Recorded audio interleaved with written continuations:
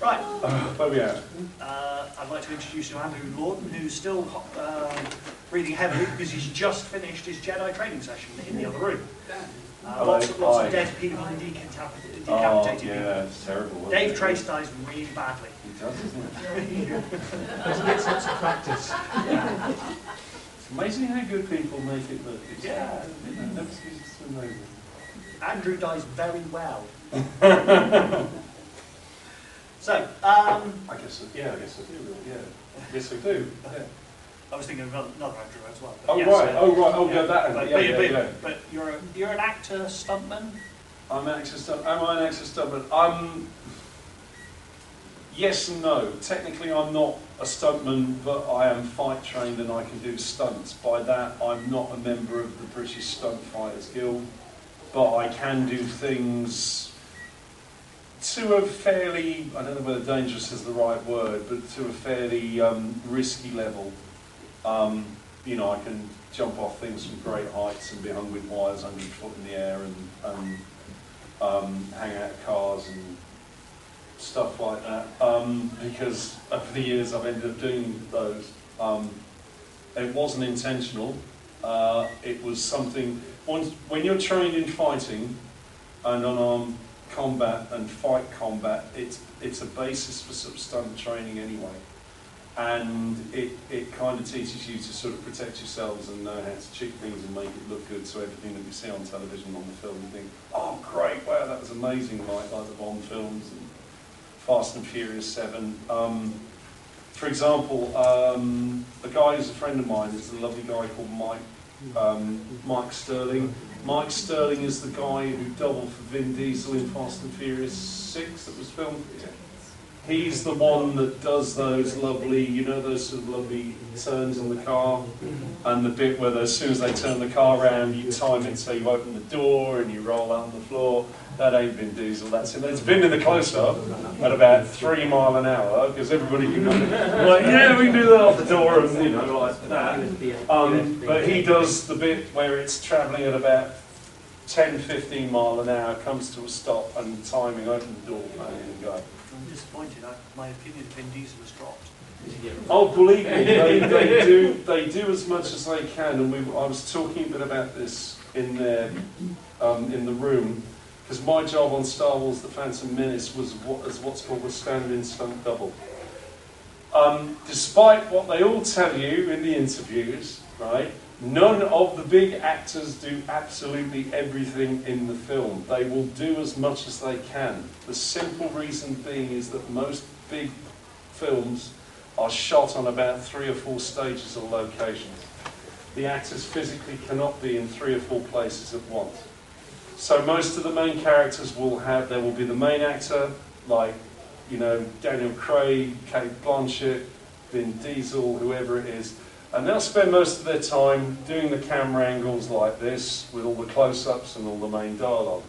They then have stand-in stroke stunt doubles on stuntmen, so there's usually like 3 to the job, that will then do all what's called the mid-shots, that's like from here to where the backboard is and beyond, dressed in all their kit, same height, shape, build, skill set, because while they're doing that on stage 1, there's probably the fight scene from yesterday they've done all that for, so now they've got to do the long shots to make it look all good, and they put it all in the editing suite and they make it look lovely.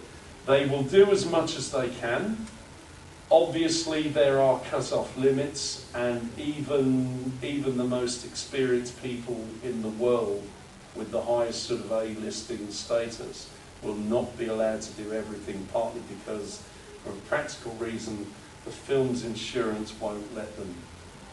So, yet Daniel Craig can jump about 80, 100 foot onto a crash mat that you don't see from a cliff or a building, or run on the rooftops. That was in Casino Royale. That was Daniel doing some of the running with a stunt runner and what's called a free run. You know what free runners are? There were free runner doubles for them both. So when it got to the bit where it's like, Daniel, I know that's only 3 meters, but the insurance says we can't afford to have you jump 3 meters and there's a 1,000-foot drop. Even with safety nets, there is a cut-off point. because that's generally how it works. But the flip side is, if you're assigned that job, you basically get to understudy and follow the lead actors around. It's fantastic because, you know, it's like, great, I get to watch all the A-list people, and you know, and you follow the A-list people, who are really experienced people. They're not necessarily stars, they're just very experienced actors, and some of them, you know, I'm very, very lucky. It's like I've worked so far with some great people, and I continue to do so. It's very interesting what you end up on and who you end up with and what you do.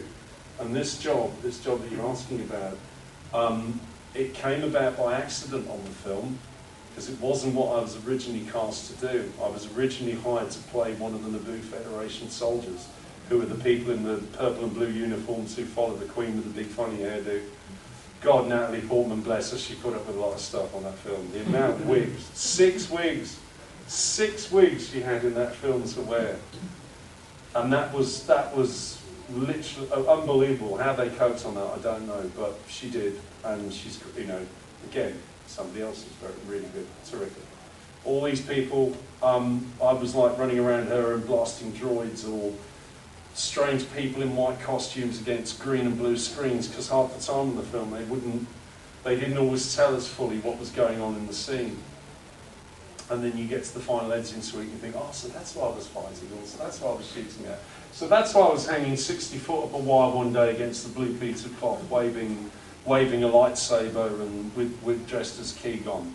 Because it was meant to be like a mid-shot for something, and, you know, above your pay grade.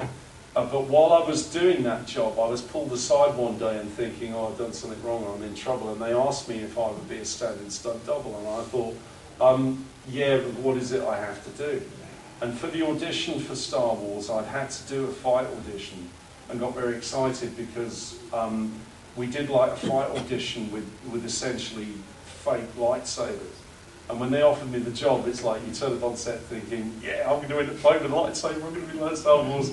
And then you turn up on set and they give you a plastic blaster gun, and that's your weapon for the next month, 2 months. And you think, okay, but I'm still on Star Wars, I'm still making a good film and everything. It's like you hear all these people going, oh shit, I wish I had a lightsaber. And so I got the sort of the dream job, because everybody loves work. The funny thing is, everybody loves working on Star Wars. But everybody secretly loves to be a character who will fight with a lightsaber, because that's part of the iconic thing.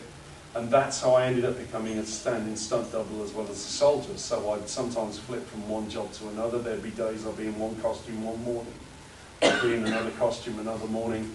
And as a result, I was taught the lightsaber fight style by a guy called Nick Gillard, who was the stunt and fight arranger for that film and the subsequent 2 films.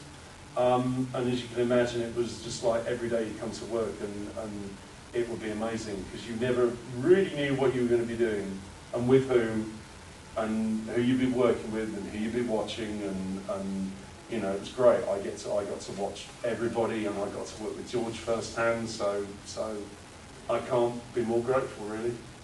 It's like, and that's just one job in a you know, because it's not the only thing I do, but it's one of the things I've become, I suppose, known for.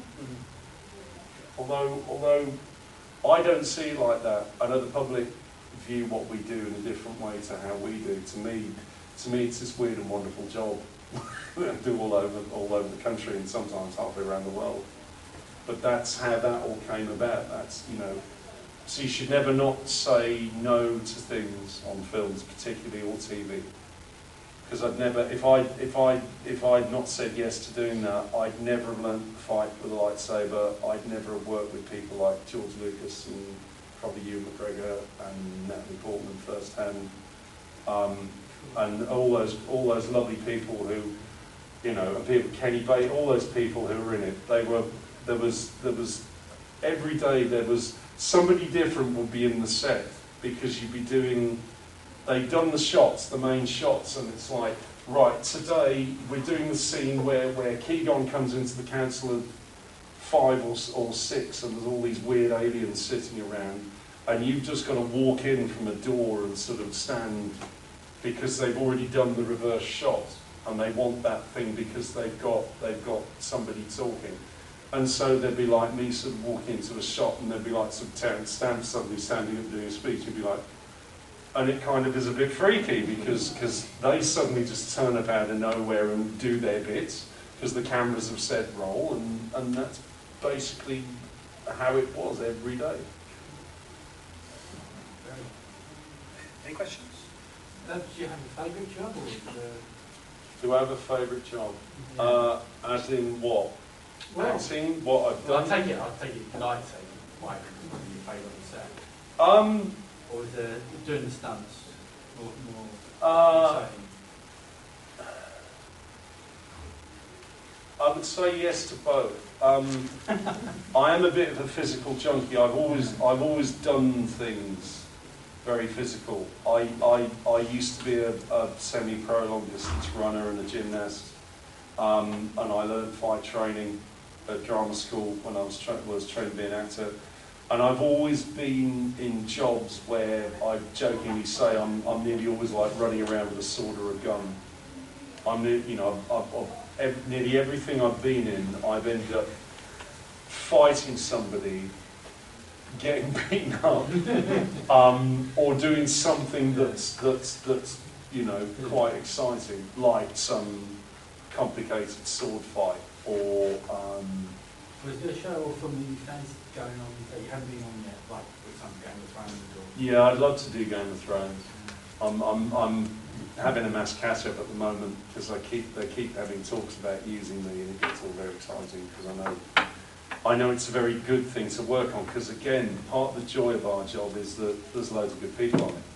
There's a real joy of working with good people and being able to watch good people. I'd like to do that. I'm originally from Warwickshire in the Midlands. I would love to work on Peaky Blinders. I'm waiting to hear if I'm going to be on seriously, which I've just started filming. I think it would be nice, even though sticking my neck out, I think it would be nice to work on one of the Marvel comic book films, just because they're very, very different from a lot of other stuff going on. But there's now a great backlash in the industry against CGI and special effect films and making things more real. Because that was one of the things that we were, I don't know if just criticised is the right word when we did the Phantom. Yeah. Phantom Menace, funnily enough, does have its place in history. It was the first big budget film to utilise motion capture and CGI that kind of set the trend. Whereas now, if you watch things like Spectre and the Bourne films, and even to the degree some of the Marvel films, they've all gone back to using stuntmen, real stunts and clever things. And I like that. I all like that. Anything that's. You know it's different. Hmm? Do you know it's different on screen? Yeah, well, all the guys will tell you that all these professional guys will tell you you can do a lot more with live action. Once you give somebody an action to do something, you can put it in a machine and tweak it and make it look, amazing. Like on Star Wars, when we're fighting with like lightsabers, we're just fighting across a walkway on a set, and it looks like we're jumping over things. It's like we're jumping off things about as high as that chair onto the ground, or there's like springboards they had behind the set that we flip onto. They do those flips. They were like springboards against a cloth backdrop, and then the whole thing is just put through a computer and made to look. There was a bit one day we were fighting when we were in the booth soldiers. We were fighting these guys all in white overalls, which kind of felt a bit weird. And in the film they end up being droids, but they didn't tell us on the day they were droids, so we were fighting these guys and so that's what we were doing. So I think it brings back an element of realism, if that answers. Yeah. It's a tricky job because it's kind of like, what would you like to work on? And like everybody, I'd like to do that and that. If you sit down and really think, it becomes very, very hard because there's a lot of good things always being done. It depends what I suppose it depends on what you like doing, married with what they are likely to put you in. I'm a tall, sort of striking, fit guy, so I'm the sort of type that lends itself very easily to things like Game of Thrones, the Bournes, anything that's got big blokes who look like they can ride horses and fight with weapons and carry armour and all like run around with guns. And Well, can you ride? Yeah, I'm a qualified horse rider as well, which I've used, twice in like 23 years. I rode once I rode a bit in Robin Hood, Prince of Thieves, and I rode for an advert which part of which got cut because they didn't like the way to mapped in with the juice drink they would do. But I've recently had to upgrade my riding and fight skills just because every 5 years you have to, you know, keep them sort of sharp and fresh. But yeah, that was because again it's to do with like insurance, it's to do with things. They've got stuntmen who can ride, which I think is a bit annoying. It's like, so if you hire an actor who can ride, yeah, it's good for the close-ups and fine, but let them ride, let them do what they can do. Show them what you want them to do. I mean, I can take a horse up to a gallop and I can have it riding 30 miles an hour, having jumping fences and make it look like something from Three Musketeers because I've been taught how to do it. But if you haven't, then okay, get the stunt guys in. But again, there's always that, you know. You never know. At least being able to ride means they might give you Game of Thrones. If you. Well, I thought this, but we're now on some like. There's been talk of me doing something on Game of Thrones for like 3 years. There's been tapes going off, and it's kind of like, I think basically there's like a queue of people probably this long. Because there's all these good people who work on it, and everybody likes to work on things that are either popular or with good people. Picking up on like Robin Hood, one of the best things I've ever worked on was Robin Hood, Prince of Thieves, because I will never forget watching Morgan Freeman work on set. He's amazing. I remember him getting up and doing, you know, the speech from Robin Hood at the end of the film where he says, "I'm Azim, I'm not with you, come and join," and he writes the rebellion at the end. I remember being on that set at Shepperton, watching him do that day, and it was amazing. It was like watching Olivier play King Lear, or it was just, he just has so much, he has this great presence. And he just literally walked on the set in this massive sort of like film backlot and is doing this speech, and it was like being at the Royal Shakespeare Company watching someone like him or Ken Branagh or Judi Dench, just literally, and you think, that is great. And I was about 23 at the time and was kind of like doing that, because you do, when you see those things, it's like, you know. And then having been embarrassed by him 3 days before, being like the new guy on the film, because it was like one of the first big films I'd worked on. And they asked me to improvise the scene, and I basically ended up kicking him up the arse and roughing him up, not knowing who he was. I did, honestly. Can you imagine? It's like, can you imagine? It's like sort of like, yeah, 2 years out of drama school, with about a couple of nice stage jobs under my belt, and I get cast in this big film, and I turn up on the set, and I remember walking down a corridor, and there were like all these names I knew and had watched growing up, and right at the end in the little broom cupboard dressing room was my name, and it was just like, but at the same time you think, oh, this is great, and then you get on the set, but as soon as you get on the set, you kind of like see them, you just like, you can always, the crew will always go, you can always spot the new young actors, because they're the ones who walk on the set and they're always doing this. And you're only doing that for like 2 you do, because oh, it's like, you know. And the second day on the job, it was like we were doing this scene where I play one of the sheriff's men in it, the sergeant at arms, and I'm guarding the castle that Robin and his men are coming in to blow up, you know, the bit with the arrow, and the guys are going to get hung, and it's that bit, and they're trying to blag their way in. And Morgan Freeman's dressed as a leper with Friar Tuck, and in the script the script was a bit sort of iffy, and lovely Mike McShane, who was playing Friar Tuck, he's really good at improvisation. So the director said, oh, can you improvise some stuff around the dialogue? And there's me like the new bottle then, butchering him again, as you do, you know, with a good Midlands accent, trying to keep it authentic, you know. Friar Tuck's Canadian, and Morgan's from Tennessee, and I don't know what Kevin Costner, bless him, I don't know what he was doing, but it was good. It was good. I don't know what he was doing, but it was good. They call it the Universal Robin Hood, don't they? Right? Yeah. It was, you know, and he said, well, the leopard got up on the thing, and he said, right, and I literally sort of like kicked him up the arse, and I thought, because he was all bandaged up, I thought he was like a stand-in stunt guy, you know, or something, because you could see who was it. And we did a couple of ideas, no, that's not going to go. And in the end, we ended up with the thing that ends up in the cut about the joke with the finger falling off. And I'm like, oh, you know, it's all over. That was all improvised. So it was quite a nice little bit in the film. And then, of course, the embarrassing moment was he takes down the bandages and it's like, oh, I'm so sorry, I'm so sorry. And of course, they all start bloody out. He goes, oh no, man, it's fine. You were good. And You beat up the dogs. yeah, I beat up.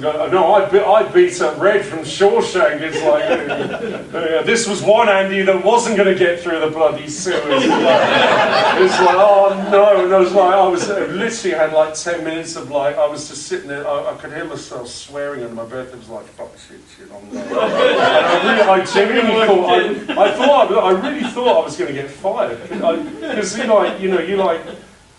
A bit young and naive, and you know, on this big film, and all this stuff is like going on, and it's like, yeah, you've just roughed up and kicked Morgan Freeman up the arse. Day two, it's like, you know, and you're thinking, shit, am I going to make it to the lunch at this rate? But they're, you know, it's a job. They understand, you know, it's part of the job, and you know, he was actually really nice to me after that. He was no, he was. Well, the reason being is that the scene kind of carried on, and there's another bit where once he's in the castle, he runs past me getting some stuff, and there's one of those bits which I don't think all of it ends up in, you know, because it. Yeah. And we were all sort of sitting around on set, and you know, you get talking to people, and he's really nice. He's really kind of like mercurial, and that's why watching him do this scene on like another day, it's always going to do this, blah blah. It was amazing because we were talking about the singing, and one of the things I didn't realise is that Morgan's got a really good bluesy soul voice. He's a really good he is a good blues musician, and I don't know if you know this. His very first job, and this made me laugh, because I just think about, I don't know whether it's the Morgan and Wise piss take or just the film or a bit of both. Morgan Freeman's very first job on Broadway was, he was one of the original sailors in the original Broadway cast of South Pacific. And so my thoughts are like, yeah, Morgan Freeman, I'm Morgan Freeman. There is nothing like a day, nothing enough. And that's all, and I can just see him play. He was like Hartman or Seaman Hartman. There is nothing. And I just thought, and from then on in, I just thought, are we going to get snippets of this throughout the thing? And the thing is that shoot in itself was rather naughty because the merry men they just kept joking and mucking about. That scene, you know the scene in Robin Hood where they're all being led to the gallows? No. Do you know how many takes that took? They didn't high kick their way to the gallows. Oh yeah. That bunch, they were all kind of British character actors who obviously did panto at Christmas. Like $75 million film with Sean Shepherd. Yeah, sure, just everybody comes up and like has a bit of a jolly on that, and I'm sitting there thinking, I've got to be good, I've got to be professional. And these people are just like, this was like about a month, 6 weeks in, and they'd all got to know each other, and you know. But they came out the bit and they start rolling, you know, the gallows music comes in, you know. And what are they doing? They're coming out of the prison and they're making all the extras like laugh because they're going, hi-ho, hi-ho. And they kept singing all these naughty songs, you know. Oh, what was it? Oh, yeah, the other one that like literally, I saw 200 extras literally piss themselves laughing. It's like, they go, right, restate tech. Okay, let's do it properly this time. And they did 2 more takes, and then by the 3rd take, they were obviously getting bored again. And it's like, they come out, they go, "Jujun, jujun, jujun, always look on." And of course, all the extras, like, you know, all these guys, soldiers just stand there and go, and this is, you know, a $75 million film. And this was kind of like. The director must be crying. He was actually quite amenable, because there was like other stuff going on. As him and Kevin Costner were friends. They did Waterworld together. They did a film called American Flyers together. They did a film called Silverado, which John Cleese and Kevin Kline were in. Great film. If you've never seen it, great western.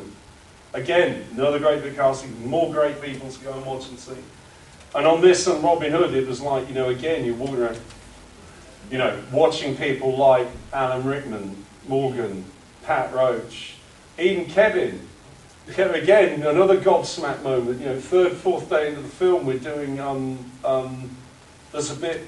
We were up in Hadrian's Wall filming. You know those bits. You know the bit when they come to the shore and they're walking around to the thing. Yes, I'm going to land at Dover and go to Nottingham and that. In the day. Yeah, mate, you're coming the wrong way. We're up in Hadrian's Wall's Dublin for the countryside, the wind, and I was, and that was also the bit where we filmed where Maid Marian gets captured, because I'm in charge of the gang who do that. I sort of grab her in the cloak or something when she's kicked a cat out of the way or something stupid.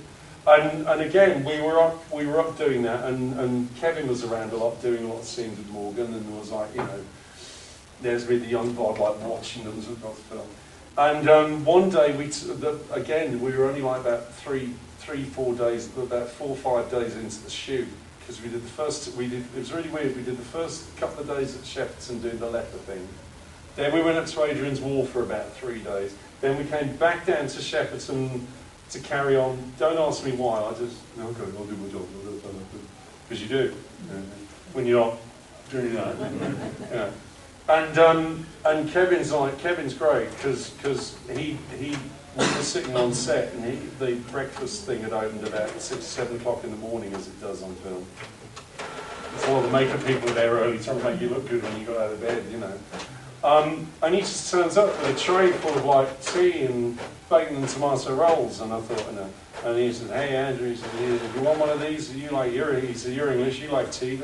And he gave me a cup of tea and a bacon and tomato roll, and I'm kind of like, "Thank you very much." He was kind of doing that. Because you don't kind of expect this, but that's the kind of thing it is. It's like, we see them like that. And now, of course, I've got used to it because I wasn't then. But they're all there to do a job. And remember, a lot of them have like worked with each other before. So they kind of know what they're like to work with, and they create this sort of camaraderie on set, which is why some of them, I suppose, having worked together too many times, have ended up doing, "Oh, wait," you know. And again, like Morgan, Morgan, I've never in a million years thought that like he was in that, and you think, oh, that's why you're good, because he was in theatre. He'd done loads of like theatre and musicals, and he did sing a bit on the set. Sadly, there's a lovely bit that has never turned up on the DVD extras yet.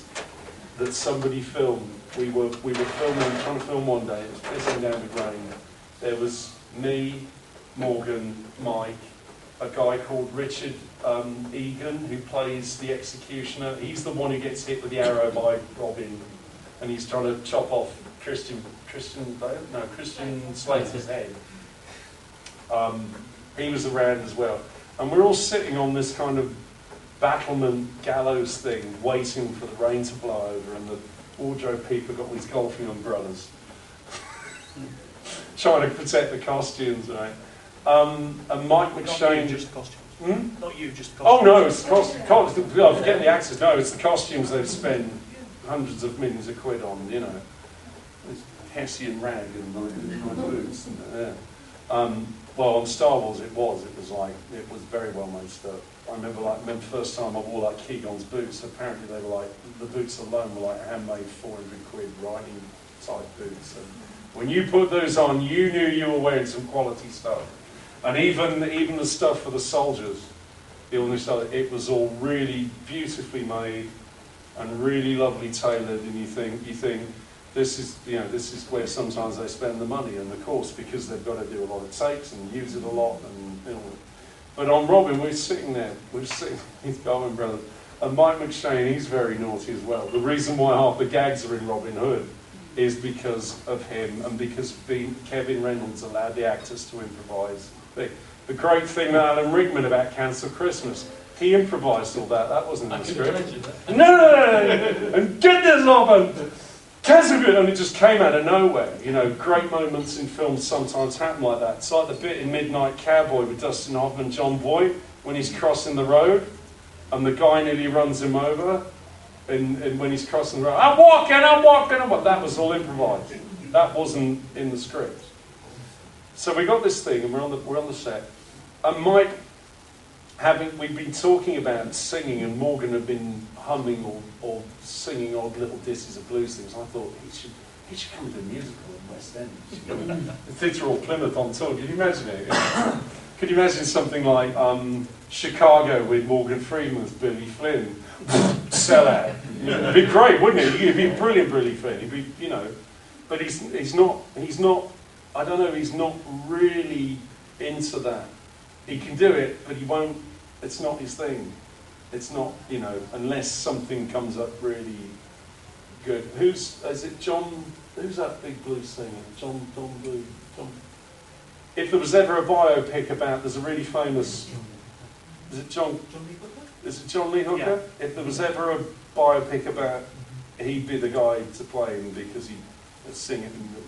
But we're on the set, and Mike McShane starts. He obviously couldn't resist it. He's like, just sitting there, and it's intermittent drizzle, and we've been there about 3 hours trying to get this shot in. Right? So he starts humming. He goes, doo-ba-doo, doo-doo. And Morgan looks at him and he goes, doo-ba-doo, doo-doo-doo-doo-doo. And then like a Christian Slade, like, and Richard Eames looking at doo-ba-doo, and I'm sitting there thinking, and in the meantime they grab like the golfing umbrellas, I'm sitting there, oh fuck it, we're singing in the rain, in front of about 200 people. Of course they join in, and I swear to God there were cameras filming this, and I've never seen. Morgan Freeman singing, but singing in the rain on the set of Robin Hood in Shepperton. Why has that one never come out? And we were getting paid to do it.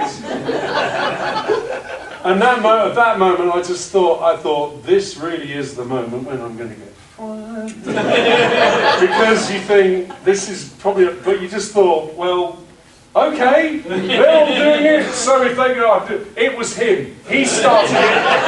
He's got the BAFTAs and the Oscars. And look, they should set an example to the young actors who know no better, because we've only on the 5th day of a job, and we're still running around doing this.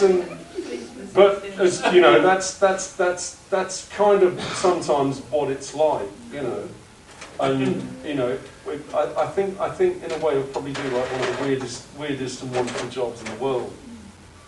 Because people go, what do you do? Well, I spend my life being other people and doing all these mad, crazy things, and now I go halfway around the world and around the country teaching people how to fight with lightsabers because somebody taught me to do that as part of a job, which is not something I originally planned or chose to do. And it kind of, snowballs. You're right. That's all, sir. Sure.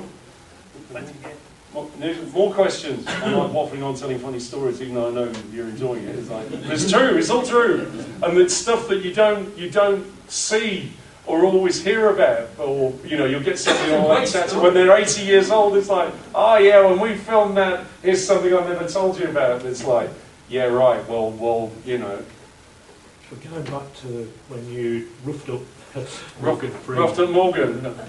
You're not going to let me live that down, are but if you'd have known it was him, would you have played that so well? If you'd have known before? Do you know? Probably not. At that time, being about 20, whatever I was,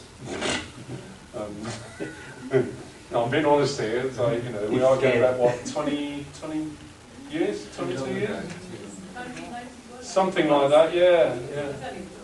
Yeah, I remember that year very well, because when the film came out, I was doing something completely different in the theatre, and I've got a lot of stick for it, but more of that anon. But no, I don't think I would. And I think, to the director's praise, I think it was very nice that Kevin Reynolds didn't tell us it was him. And he just wanted, because he wanted us to improvise the scene. He wanted the scene to work. Every director wants a scene to work. And so a good director will let the actors work with the scene and use their talents to give him what he wants. This is the great thing. People like Sam Mendes on Bond, that's why I think the recent Bonds are good. Because he's worked with all those actors. He knows how to get the best out of them. Spielberg's another one who's great at this. Could you imagine what it would have been like filming Jaws 6 months at sea on that boat with just those three guys? And some of those great scenes, they're not in the script or in the book.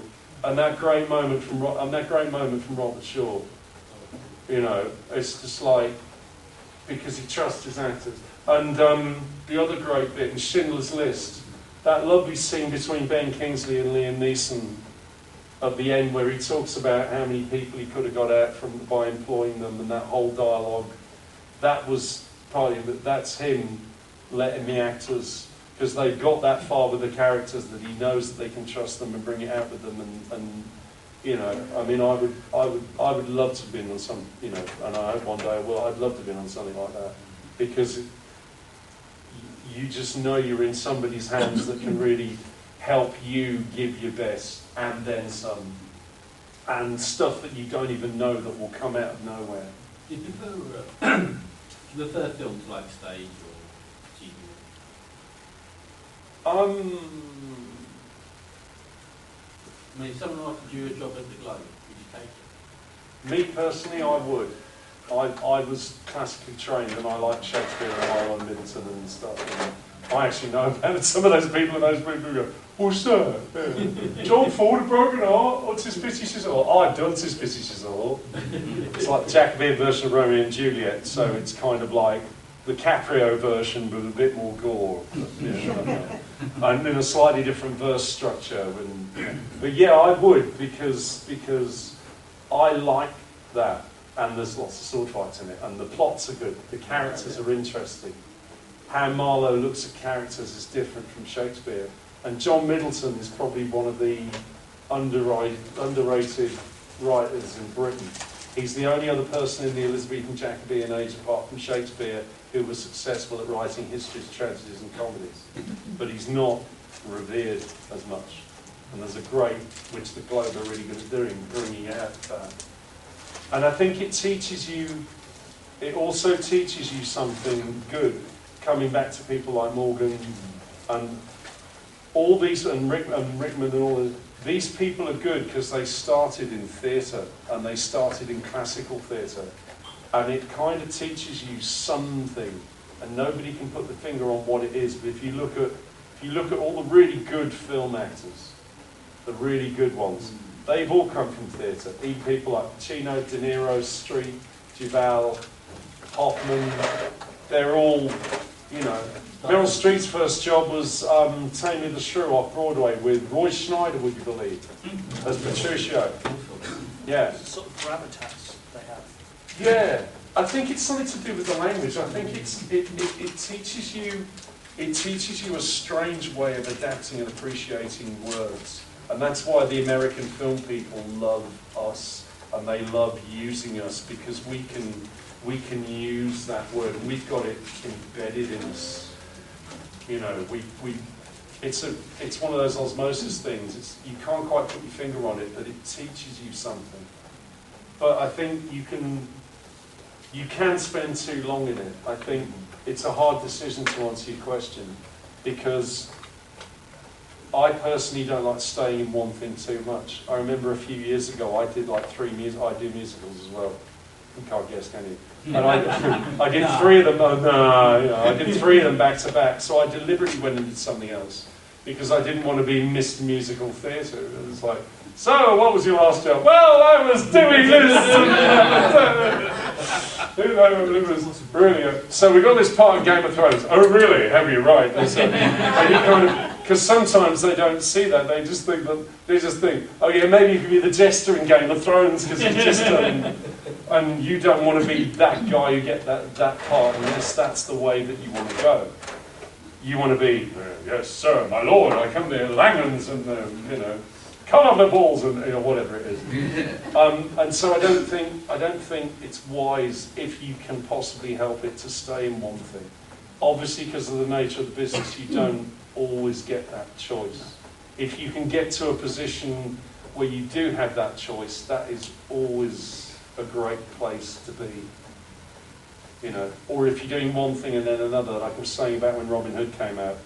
When Robin Hood came out, I was on tour with another mad job. I keep saying yes to mad jobs. I was actually on tour with, it came here funnily enough, it's the first time I ever came to Finland. 22, 3 years ago, yeah, 91, when was 91? 24 years ago? Yeah, I was what, left drama school 89, 90? Yes. It was like my second, third job. Somebody came up with a great idea of doing a musical version of Home and Away. And what it basically was, right, you may laugh, right, what it basically was, it was Greece set in Australia.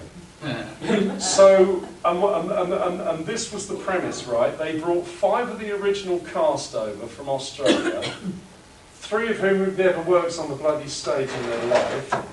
Well, they were all really nice and everything. We kind of had to teach them stage acting in 5-6 weeks. Yeah, and they cast Brits in the remaining leads, and they had like a big ensemble. There were like 10 leads, and there was a chorus of about 16 people. And when Robin Hood came out, I was on tour doing this show. So I was like, and I was playing one half of a double act called Martin and Lance, who were a couple of like hippie bikers from. Are any Home and Away fans here? Yeah? Oh, right. Well, going back, apparently 20 odd years ago, there was, in the original series, there was a couple of lovable heavy biker surf dudes. So I remember that the first time I realised how weird the business can be is that you know, there it was out, and Robin came out, and as I said, he goes, so my lord, come and do this for the Sheriff of Nottingham and do this, and on stage I'm like, yeah mate, get your bloody barbie and stick it on your bike and let's go down to Summer Bay. You and me belong together. And yeah, that went on national tour for 6 months. Did 2 weeks here at the Theatre Royal Plymouth. And yeah, singing that theme tune and a bunch of other tunes. And it was, you know, Greece had Grease Lightning. We had biking. We were driving like 5 motorcycles on stage every night. And you can imagine this show. It's like unbelievably bizarre. And so there I was on stage doing this, and at the cinema I was out in Robin, and I just thought, this world is just totally mental.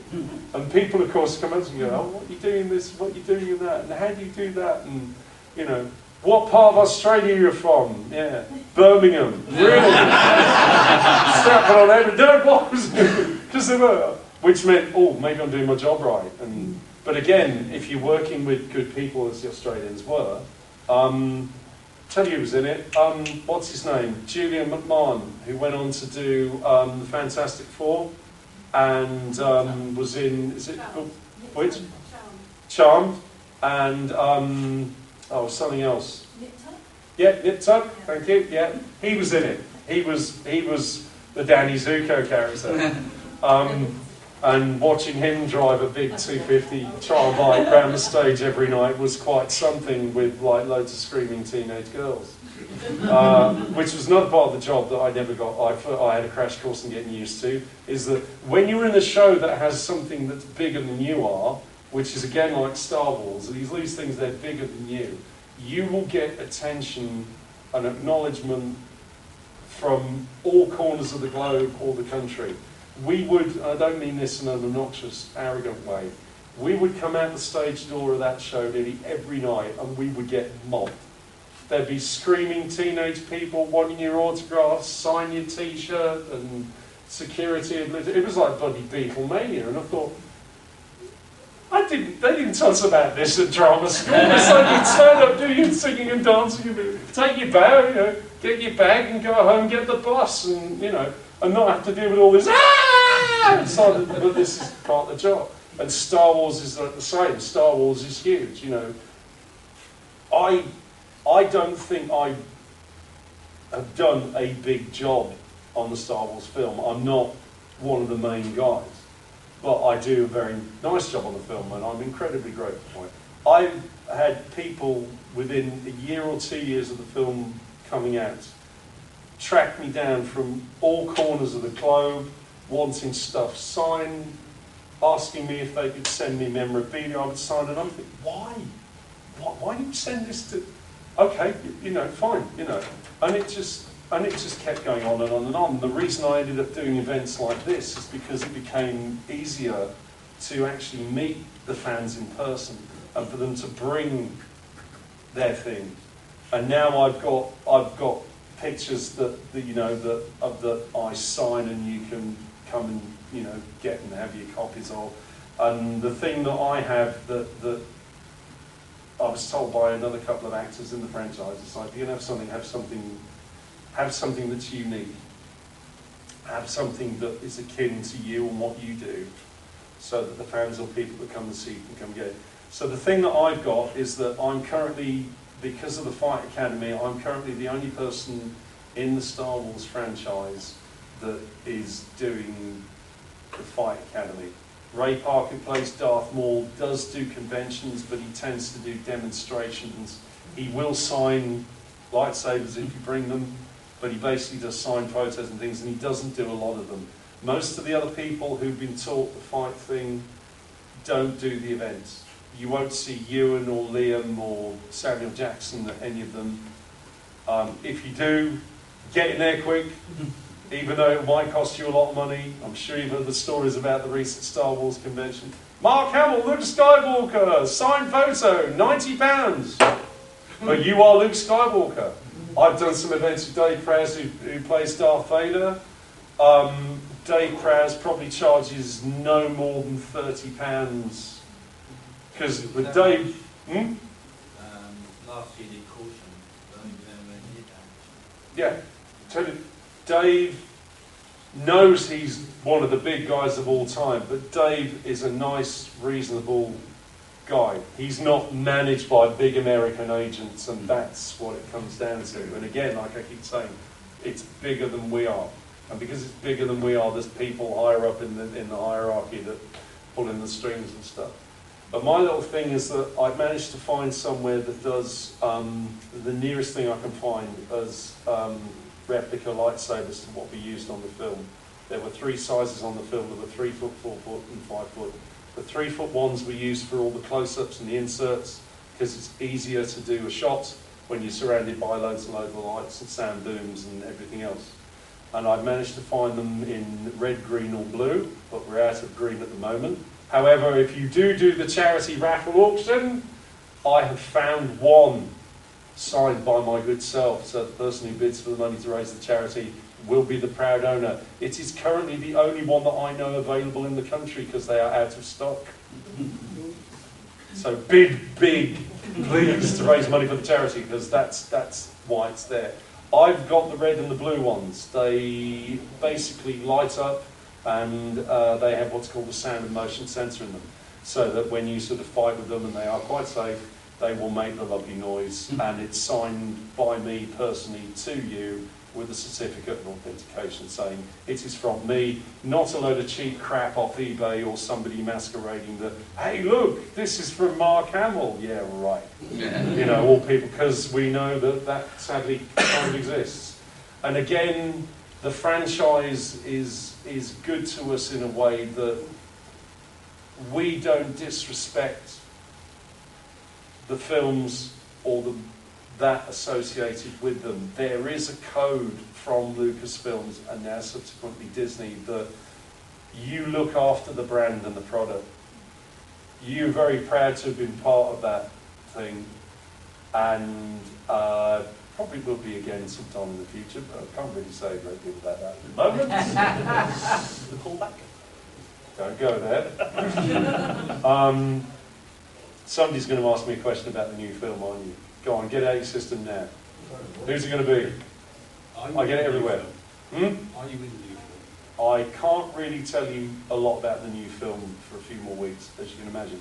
But what I can tell you is J.J. Abrams is this tall, and I have a very unique skill set.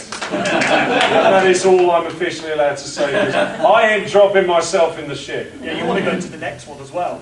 Yeah, what do I know about the next ones? What can I tell you? Because I know people want to know from all this. What can I tell you Not about the too next much, because some of us don't like spoilers. Okay. Is it going to be worth it? Oh God, yeah. Is it not? It's not going to be fun. The good news is this. There is now a permanent office space at Pinewood Studios for Lucasfilms. Pinewood is currently expanding its film lots by about 40%. There are 6 new stages being built opposite the existing site, which means we're going to get more films filmed in Britain, which means more work! Yay! More Andrew Lawden! Yes! More films will probably use locations like Plymouth and surrounding districts because they can and it looks good. Yay! Like, as we speak, I happen to know that the sequel to World War Z is complete and is due to be looking to shoot next year. And I know some of it was shot down here, wasn't it, and down the coast in Cornwall. And we need more filming in the southwest because it's got all those great locations. And it's very good for the local economy and the local jobs. Because nice though it is, if it goes to Prague and Romania and places like that, they're hiring their local people rather than us. Star Wars. The Southwest Tourist. I think I've worked a lot for them in the last 12 months because this is my 3rd event in this neck of the woods. I've been here, I've been to Torquay, I've been to Western Superman. I think that's it for now. If I get offered Panto or for Cornwall, that'd be good, wouldn't it? Star Wars. They are currently filming Rogue One, the spin-off film at Pinewood. I have a friend who's in it, playing a stormtrooper as a supporting artist. He now has conversations with me about how sweaty and awkward the costumes were that 2 years ago he didn't understand. All I know about that is that basically the story is set between Episode 3 and Episode 4. For those of you not converments, that Revenge of the Sith and The New Hope. I don't think there's anybody here who doesn't know what we're talking about. I always double check. Some people don't, and I once did a lovely job with, bless him, Sir Harry Seacombe, who's sadly no longer with us. God, what a voice he had. Harry Seacombe used to say that wherever he went, that even though he was known, he never used to assume that everybody in the room would know who he was. So he would always introduce himself and say, "Hello, I'm Harry." Even when he was knighted, he wouldn't always use his title. It was like, "Hello, I'm Harry Seacombe." And then do silly things like that, because that's what it was like. And I think that's a very good rule, which is why I always sort of say to people when we're doing things, do you know the bit when, or the bit in the film, it's this, just in case, because I know some people go, yeah, I've seen that, or what the hell was that? And so that it's clear, and then you don't sit there having those moments like I had on Robin Hood going, because it does get like that. Speaking of Robin Hood, it sounds like it was your first major movie shindig. Second. When? The first one I got cut out of. Well, my fault. That's actually usually the better way to have it. Closing credits. Hang on. What? What's your name on the closing credits? Of? Robin. Robin. Yes. Yeah. And how proud were you when he turned up? How? Proud. What was the effect on you when, you know, you sit in the cinema, you see all and your name goes... He's missed that bit, hasn't he? Oh, when I turned up at the cinema? Yeah, you saw your name come rolling up. Or did you actually go watch yourself? No, I did go, because we all get invited to a cast and crew screening or a premiere, so you do. It's very weird. It's always weird watching yourself on screen, especially when you're being somebody else. So, no, it doesn't.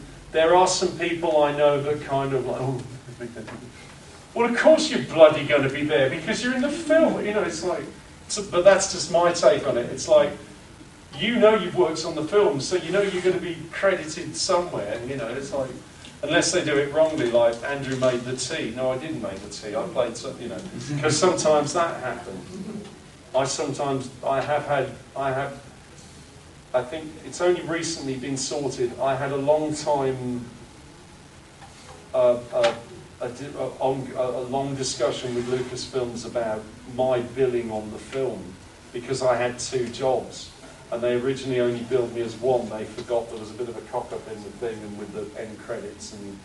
And I had to be very careful. You know, and you asked me about being the stuntman, is because the official stuntman for Liam Neeson was a guy called Rob Inch, who is a member of the Stunt Guild. And who is now, interestingly enough, the fight stunt coordinator on the new film. So you can understand why it's important that that is correct. So again, remember what I said about we don't disrespect the brand and the franchise. You know, I mean, it is a really lovely, wacky thing to be part of. I've never thought if you turned around and said to me 18 years ago when I did that job, I would be doing things like this. I would be going around the country teaching people how to fight with lightsabers. I would never in a million years have believed, would thought that. But that brings it home about how big you think it was. And rounding off what's going on, Rogue One is about 3 or 4 weeks away from completion. There's a rumour that Lord Vader's coming back in it, because a mate of mine went in the costume room one day, he was playing the song, and he saw a costume hanging up. Whether that's a red herring by the crew, because he said security on the set is unparalleled. Don't take this the wrong way or read into it. I was up at Pinewood for a meeting a few weeks ago, and they were filming up there, and they've got, this is common knowledge, they've got a Tatooine set built up there, amongst other things. And we were sitting on a balcony having a discussion about stuff, as you do, and we saw one of these little drone things come over. Apparently they've been having problems down in Pinewood with drone cameras. People have got these little things. And it flew over, there was this great like Warner Brothers moment, it was flew over the set, and somebody obviously took a pot shot at it with an egg and it went bang! Yeah, everybody on the balcony went, yeah! It was like Pinewood Band was like, was everybody watching? Zzz. And I'm like, yeah, you think, hang on, isn't this the place where you come to meet and discuss and then actually make the films rather than be, oh yeah, you are in them because you've got actors, right? Yeah, okay. So they're doing that, and I know they're casting at the moment for episode 8, which will follow on. And the great news is that they're basically going to be shooting a Star Wars film every year for the next 5 years, and will release accordingly. So this year we're going to get Force Awakens, and next year we're going to get Rogue One, and then once Rogue One comes out, they'll be filming episode 8. You know, shit, my George is broken. Oh, sorry, but at the time, no, I'm only kidding. No, it could be called that, couldn't it? You know. Oh no, not more bloody lightsabers! Wouldn't that be a good time? Or like, who was I talking with today about? Somebody was talking to me about one of the things that comes up in the franchise is, although Princess Leia is related to Luke Skywalker, how come she's never been seen to fight with a lightsaber or use the Force in any of the films? Good point. We'd like to see that film, wouldn't we? There are planned spin-off films for Boba Fett. That's been greenlit, and I think they just greenlit the film apparently about the backstory of Han Solo and Chewie. Apparently, how true that is, I don't know. I do obviously have people in the know, and I have 1 or 2 friends who are working on it, and they tell me little things, and there are little things I am allowed to tell you, because I usually sort of look on the internet and things like, yep, somebody else has spoken about that, so nobody can tell me off for saying that like I'm saying the wrong thing or I'm breaking confidentiality or being secret, but they are being really, really covert. My friend tells me they go to work, they have to give all their phones in, they can't have anything even in the changing rooms in the set, they get the costumes on, he said they got taken up on a bus to the set and they actually cover the stormtroopers in blankets and put them on the bus and go to the set because all these people bang! Oh, bang! I bet it's a new sport. Yes, the Pinewood drone shooting competition. Yeah, and you've probably got all the people on the bus and, oh, do keep the noise down, will you, dear? We're trying to shoot a film. And you can imagine all the Bond people doing that because they're kind of a bit, you know, sipping the martinis and right, reset the Aston Martin again, will you? Daniel, stop picking, you know, no, or whatever. Yes, that does go on. You do get told off for doing things you shouldn't when you're in frame of a shot. Probably not naughty like that, but that's kind of where Star Wars. That's where it's at. And the new film opens in a few weeks, and there's going to be lots of events after the film opens. And so I think it's going to have a very long life. But the great thing is that they are planning to make the bulk of them here, which is great for us because sadly, as you probably know, when we did The Phantom Menace, we were the only ones lucky enough to film here because they then shot the next two over in Australia, which was a huge disappointment. I think it's been a help there's been tax relief for especially this CGI stuff in this country. Yeah, it is that. It was, again, it's like, you know, it was at the time, it was politics and kind of money. Warner Brothers have basically upgraded their studio up in Sydney. Warner Brothers are the distributors who release Lucasfilms and the film franchise. They turn around to George Lucas and go, hey George, how would you like to come and film here and be within 40 minutes drive of jungle, desert, city, blah, blah. And George went, very tempting, as opposed to, let's be in Britain, stick people on planes, fly into Tunisia, film the desert scenes and come back. Now it's come back and gone film circle, because JJ has gone to Abu Dhabi to film some scenes, apparently in deserts, and come back to Britain and base it in Britain. But then, you know, there's a good reason for having it in Britain, because it started here. And we have a lot of the original people who worked on it so they can advise and train the next generation. And we do have some of the best crews and assistants and makeup people in the world, as well as some of the best shipping all the British crews to Europe. Yeah, you know, you go and rock up in somewhere like Prague, and like, you know, there's a load of Brits out there, and they've trained all the Czechs to do it. But again, it's that fine line. It's like, well, how long, you know, how long is it going to be before that's not going to be an option? Or are we going to be that thing where we're the quality product? You know that we're always good, so you're always going to come to us. And I think that's the answer, because there's no way that Pinewood will be building this whole expansion. Same thing's happening in Shepperton. We're getting the Doctor Strange films here with Benedict Cumberbatch. We're getting the Wonder Woman film. Apparently we are going to get the next Avengers film. Continued. Star Wars is done. The next Bond film is also going to happen here. Again, Pinewood's collared that because it's on stage. Leaveston's doing the King Arthur franchise that Guy Ritchie's just kicked off, even though half of it is used for Harry Potter. Who's been to the Harry Potter set and thing here, right? Do you know that when you go around on those sets and on that tour, you're walking on a Star Wars set? Oh, no. That's where we shot The Phantom Menace. All those sets of Harry Potter where the tour is, they're all ours. And if you look very closely, and I only told this about a year ago, a lot of the crew, naughty people again, went round and signed the flats and the back flats. So if you go and have a look very closely, apparently there's signatures from Star Wars people hidden on the walls and things. But The Phantom Menace was all shot there, GoldenEye was shot there, The World Is Not Enough, a lot of the Bond films with Pierce Brosnan were all shot there. But yeah, most of the Harry Potter stuff is where we shot The Phantom Menace, the big hangar with the yellow planes, the desert city where Anakin lives as a child, his mum, all that was there, the pod race junkyard with Watto, bits of the palace. Bits of the palace, apparently I'm told, are where the Hogwarts dining room is. How true is that? I don't know, because when I was there, it was big aircraft hangars. So I don't know if everybody knows, Leavesden was about the Britain airfield, disused airfield, and they turned it into film set. So if ever you go, or you've been, you are walking on hallowed ground. You are walking on hallowed ground, and it is the only Star Wars film to have been filmed there, and is likely to only be the only one filmed there, because Pinewood has now got everything that's currently going on. And I believe the originals were shot in Elstree.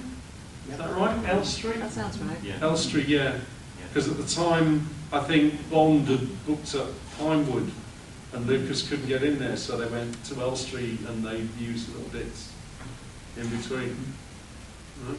More questions? Bless you! Are we out of time?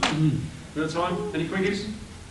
Is there any franchise or series you wouldn't want to be in as a professional because you want to watch it as a fan?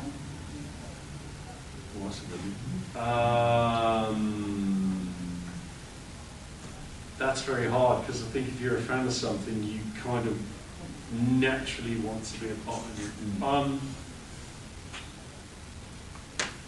I know they say never. I think it's a good series, but I don't exactly see myself rocking up and call the midwife.